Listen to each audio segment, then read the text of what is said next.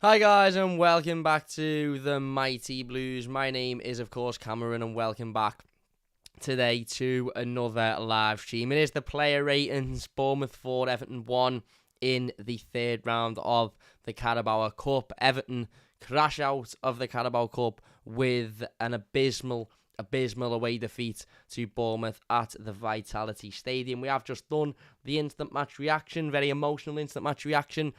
Literally press record almost instantly after the game had finished. So anything I said in that reaction was my very first initial thoughts of the game. We are going to do the player ratings. I'm not going to talk too much about the game overall in this one because we have just done the instant match reaction and because it was an absolute shit show from start to finish. I understand the manager made a lot of changes and I understand the manager might have thrown this game and used this game as a reason to get players out there and give them a little bit of fitness and a bit of game time with the intention of them selling them in the coming future. Hopefully that's the case because there were 4 or 5 players on that pitch today who were just absolutely horrendous.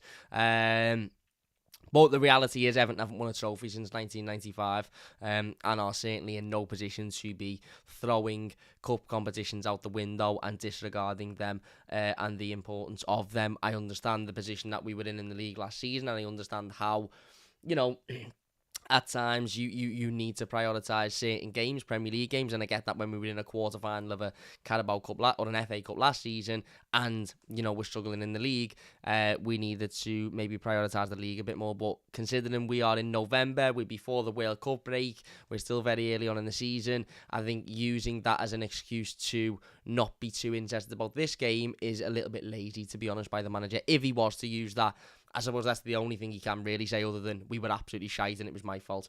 Anyway, let's get straight into the player ratings then.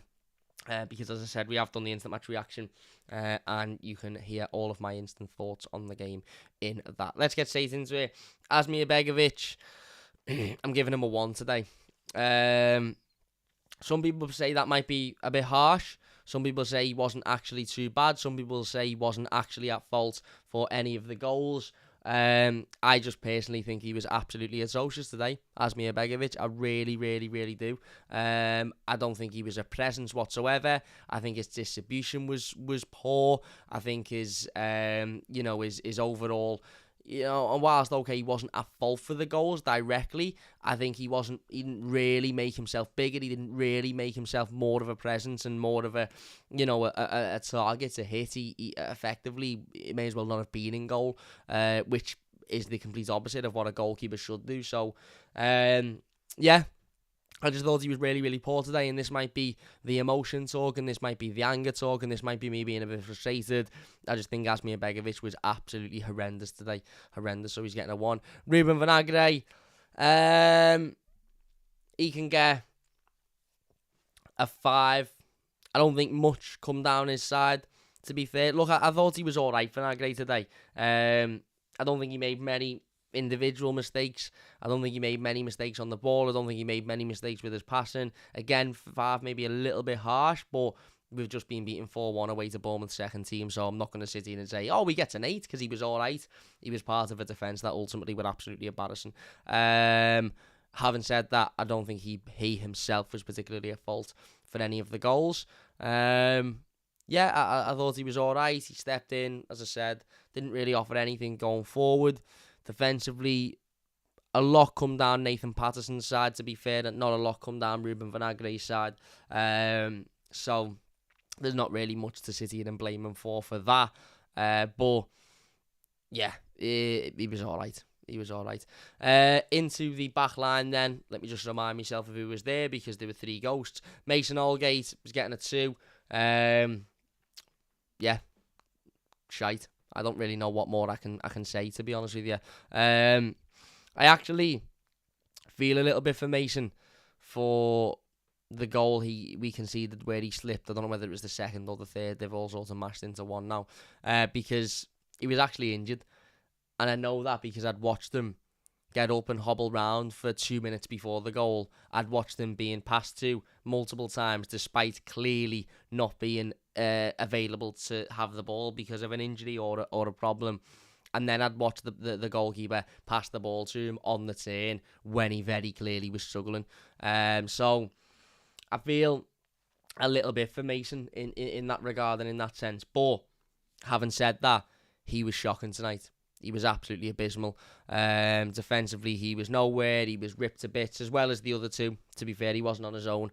And I think he showed tonight, again, as well as the other two, that he's nowhere near the level of James Tarkowski, and he's nowhere near the level of Connor Cody, which means he won't be getting in this Everton team anytime soon.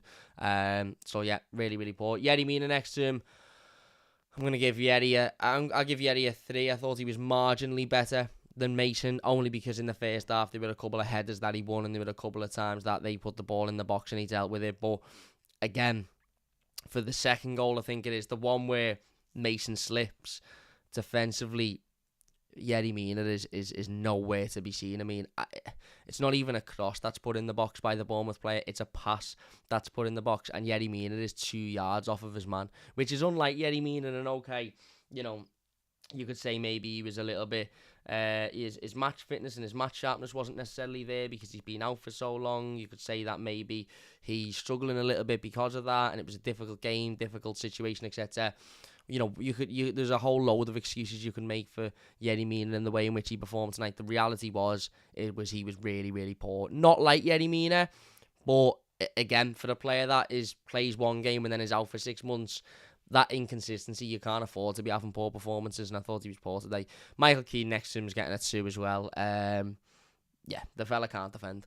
I actually honestly do believe he would have been better playing up front next to Neal Maupay, or as opposed to Neal Maupay. And I really do genuinely believe that. And I'm not making that comment to be, you know, to try and be funny or to try and take the piss out of Michael Keane or, you know, to try and have a laugh, because if I'm being honest, I'm not in the mood to laugh and I'm not in the mood to take the piss.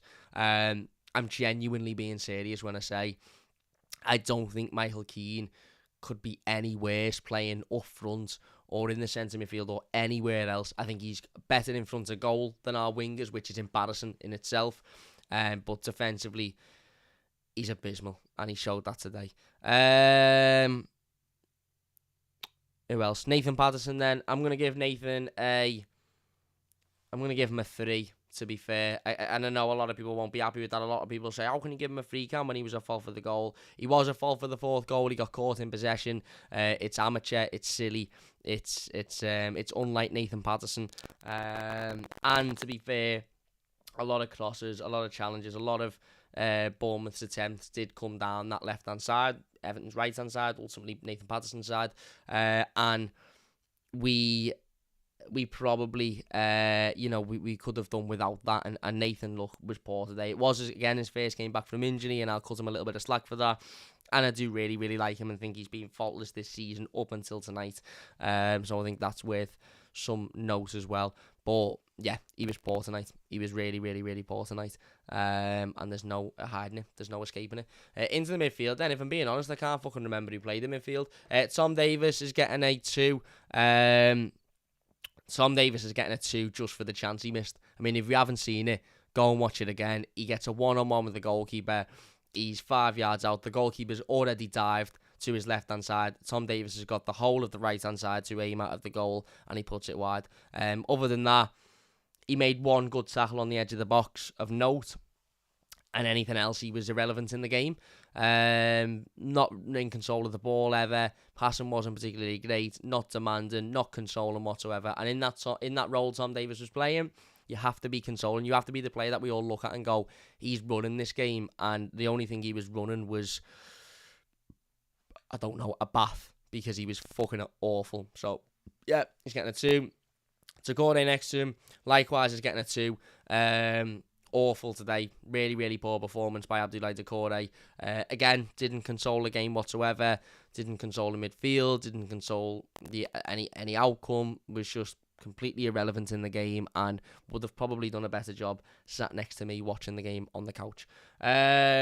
Go away, Fly. Do me a favour. Not today, lad. Not today. I've literally just watched Everton get bounced 4-1 away from home by Bournemouth's second team, and you think it's a belted idea to come and try and piss me off while I'm trying to record a video. Do me a favour, Fly, and fuck off. Please, please, please fuck off. Sorry. Who else was in that midfield? James Garner. I'll give James Garner a 5. Maybe I was a little bit harsh on him on the instant match reaction. Look, I don't think he was good, if I'm being honest with you. And I still stick by what I said on the instant match reaction, that if James Garner had been an Everton player for the last year and we'd have witnessed what we witnessed tonight, I don't think any of us would be sitting here trying to find a reason as to why he had a decent game. I think we'd all be sitting here saying he wasn't good enough, he wasn't involved enough. I actually don't think he was pushed high enough off the pitch. The best thing he did was when we went 1-0 down, he had an opportunity, a killing opportunity to make it 1-1, and it was well saved by the goalkeeper. And from that point on, that should have been the indications that, right, get him up top, play him up front, keep him up there, because he can have a go. He'll have a go at goal. He'll take a shot. He'll make the keeper think. But we didn't. We dropped him further back, or he dropped further back, and then again, movement, I just don't think was there. Just awareness on the ball, off the ball, I don't think was there. I just don't think he had a great game. He was alright. He was probably the best out of that bunch, but I don't think he had a great game. Forward line, Anthony Gordon's getting a 1. He was fucking abysmal. The only thing he did was throw a challenge in, which should have got him sent off. He was embarrassing. He offered nothing in the game. And quite frankly, he needs to take a good, long, hard look at himself, because the reality of the situation is if Everton had any other option, he wouldn't be anywhere near this Everton team. And that's not because of a lack of quality. That's because at the moment his application is abysmal. And that wasn't the Anthony Gordon that we saw last season. That wasn't the Anthony Gordon that, ultimately contributed to Everton staying in the Premier League last season. So, yeah, and then Neil Maupay next to him. Yeah, Maupay can get a 2 as well, because he didn't throw in a challenge that was potentially a red card. But other than that, he didn't offer anything. He didn't really do anything in terms of his movements. He didn't really do anything in terms of in front of goal. He was irrelevant in the game. And the biggest worry for me isn't Mina, isn't Keane, isn't Holgate, because we know, okay, we've got Tarkowski, we've got Cody, we've got Pickford to step back in there. It's not Davis, because you go, oh, we've got Onana to go back in there. My biggest worry is when I'm sitting here saying Maupay and Gordon were shite, because Maupay and Gordon will play at the weekend, and Maupay and Gordon will continue to play for Everton this season until we get to January. And that's me real sort of worry. Onto the subs bench then. Hang on. Pardon me. Tickly throat. Stanley Mills and Tom Cannon, they can both get, you know what? They can have 7s for coming on, running round, and actually wanting to put their name to what was such a dreadful performance. In reality, they didn't really do anything, but it wasn't their fault. Alex Iwobi, I'm actually going to give him a 6, because I actually think when he come on, he was the only one running round and sort of trying and actually looking like he wanted to change the game, looking like he wanted to have an impact on the game. He got into a couple of little confrontations as well, which was nice to see, because it showed that there was actually an Everton player on the pitch who gave a fuck about the outcome of the game. In terms of his quality, he wasn't at his absolute best, but I don't blame him for that, because he was coming off the bench. It was a difficult situation, and everybody else around him had pretty much gone, yeah, I'm not really that arsed. So he can get a 6. Damari Gray, I'm going to give him a 6.5 as well, because ultimately, come on, he scored a really, really good goal. Did he do anything else? No, he put a couple of crosses into the box. Look, I'm not going over the top. I'm not going to sit here and say, oh, he was amazing, he was great, this, that, and the other, because I'm fully aware that that's probably Damari Gray's last goal now for the next few months, because that's how he is, even without the World Cup break. But he come on, he done what he needed to do, he scored, it was a really good finish, and hopefully that can give him a bit of confidence and a bit of momentum, and maybe, he will push on from that. But yeah, and then Dwight McNeil, 5. I don't even know if he touched the ball, if I'm being honest. I don't even know if he touched the ball. I believe you on Keane. The Keane-gate pairing was infamous for a reason. There's Wanderlust. Yeah, because neither of them can defend, but they're all right in the opposition box, massively. Look, I just don't think Michael Keane can be any worse up front than what he is defensively. And I actually think up front, given he's 6 foot odd and he's capable in the air, he'd offer us more than what Maupay does for that position. And he can hit the ball as well. I don't know. Look, I don't know. Anyway, I am going to leave it there, because I'm going to go to bed. Because, to be quite frank, I don't really want to think about Everton anymore. I don't really want to talk about Everton anymore. But I'll be back tomorrow to talk more about this game, because that's what we do. If you have enjoyed this one, please do leave a like. I really, really do appreciate it. If you're new to the channel, don't forget to subscribe. Massive thanks to everybody for watching live. Again, if you're watching this YouTube video, really appreciate it. Go and check out the Instant Match Reaction if you haven't already. That is live on the channel now. Yeah.